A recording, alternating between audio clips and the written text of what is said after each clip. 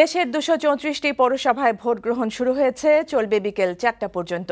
Vote কারচুপির অভিযোগ এনে নড়াইলের কালিয়া পৌরসভার বিএনপির মেয়র প্রার্থী এস.এম. ওয়াহিদুজ্জামান মিলু সকাল ৯:৩০টায় নির্বাচন বয়কটের ঘোষণা দিয়েছেন।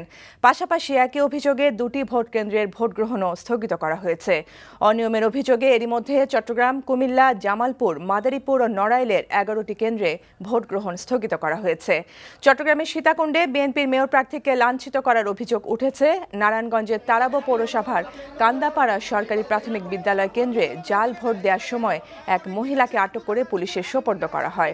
এর আগে থেকে ব্যালট পেপারে সিল থাকার অভিযোগে কুমিল্লার বরুড়ার শিমুরি উত্তর ইউনিয়ন পরিষদ কেন্দ্রে ভোট গ্রহণ স্থগিত করা হয়েছে।